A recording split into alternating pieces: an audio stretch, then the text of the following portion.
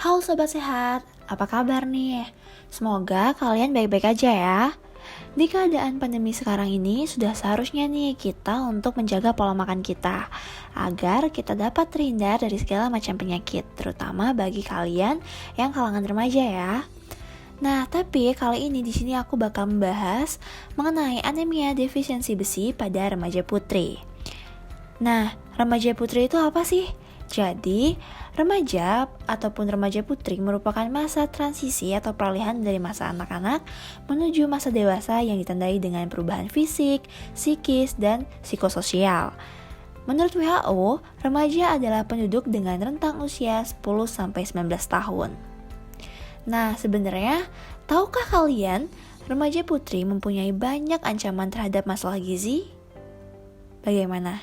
Apakah kalian tahu? Ya, anemia defisiensi besi salah satunya. Jadi, anemia defisiensi besi itu apa sih? Jadi, anemia adalah kondisi di mana kurangnya hemoglobin dalam darah, yakni kurang dari 12 mmHg. Anemia defisiensi besi adalah anemia yang disebabkan oleh defisiensi besi atau kurangnya jumlah total zat besi dalam tubuh. Anemia defisiensi besi terjadi ketika defisiensi besi terjadi cukup berat sehingga menyebabkan terbentuknya anemia. Keadaan ini dapat mengganggu pertumbuhan dan juga perkembangan pada remaja putri.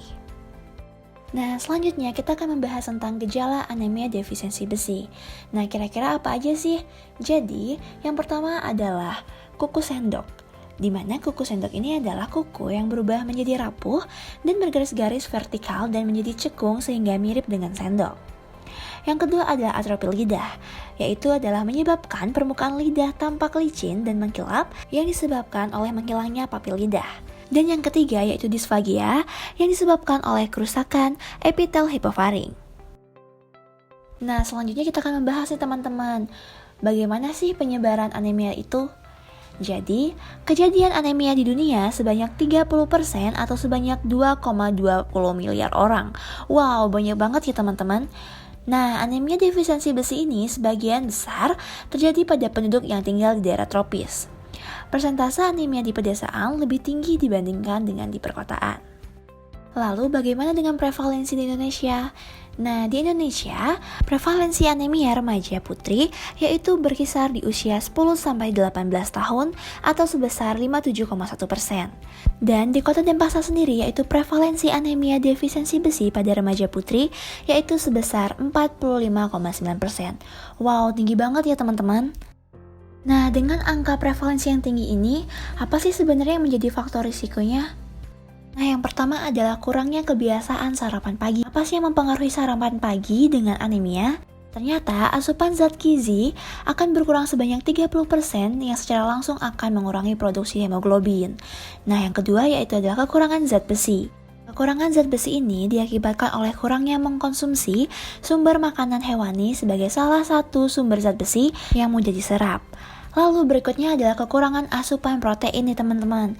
Nah, remaja yang kurang memperhatikan asupan makanan yang cenderung rendah protein ini seperti mie instan ataupun junk food lainnya, ternyata dapat mempengaruhi produksi hemoglobin loh.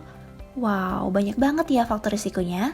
Nah, selanjutnya adalah mengkonsumsi makanan penghambat zat besi nih.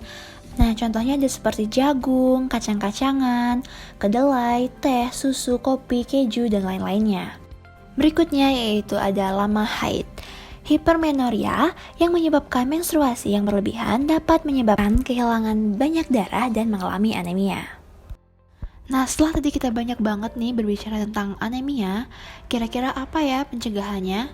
Nah, jadi pencegahan untuk anemia ini ada beberapa pencegahan, yaitu pencegahan primer, sekunder, dan tersier. Yang pertama adalah pencegahan primer, di mana pencegahan primer dapat dilakukan dengan penyuluhan guna meningkatkan pengetahuan remaja putri tentang gizi, serta jenis makanan yang mengandung kadar besi tinggi dan absorpsi yang baik seperti ikan, hati, daging, dan masih banyak lagi, agar para remaja putri terhindar dari anemia defisiensi besi. Berikutnya yaitu ada pencegahan sekunder, di mana pencegahan sekunder ini salah satunya adalah dengan mengonsumsi tablet tambah darah. Nah, tablet tambah darah adalah suplementasi zat besi yang mengandung 60 mg besi elemental dan 0,25 mg asam folat. Dosis dan cara pemberian tablet tambah darah dianjurkan untuk minum secara rutin dengan dosis 1 tablet setiap minggu dan 1 tablet setiap hari selama masa haid. Berikutnya, suplementasi tablet tambah darah diberikan dengan tujuan untuk menghindari remaja putri dari risiko anemia. Dan yang terakhir ada pencegahan tersier, di mana yang pertama dapat dilakukan dengan pengobatan zat besi secara parental, dilakukan jika pemberian secara oral tidak bisa dilakukan. Lalu yang kedua adalah penyediaan rumah sakit dan fasilitas untuk pemulihan dan pendidikan untuk memaksimalkan kapasitas yang ada. Yang ketiga adalah pendidikan masyarakat dan perusahaan untuk memberi pekerjaan kepada orang yang sudah direhabilitasi seluas mungkin. Dan yang keempat adalah terapi okupasi di rumah sakit. Nah, setelah kita tahu bagaimana cara pencegahan dari anemia defisiensi besi ini, lalu bagaimana sih cara pengobatan dari anemia ini? Yang pertama ada pemberian preparat besi, yaitu pemberian preparat besi secara oral berupa garam fero atau sulfat, glukonat, dan fumarat serta dan lainnya. Pengobatan diberikan dalam 2-3 dosis sehari. Respon pengobatan akan tampak dalam waktu 12-24 jam. Berikutnya adalah pemberian preparat besi parental, di mana pemberian preparat besi parental intramuskular ini jarang digunakan karena dapat menyebabkan efek samping. Kemampuan untuk menaikkan kadar Hb tidak lebih efektif dibandingkan dengan pemberian secara oral.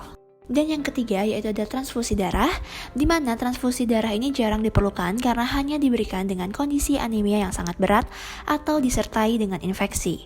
Pemberian PRC ini dilakukan perlahan dalam jumlah yang cukup. Oke, itu dia tadi tentang penjelasan anemia defisiensi besi. Berikut daftar pustaka yang kita gunakan.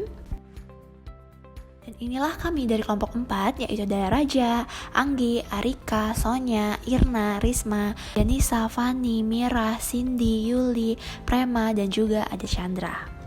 Sekian pemberian materi kami hari ini. Terima kasih telah menonton. Salam sehat.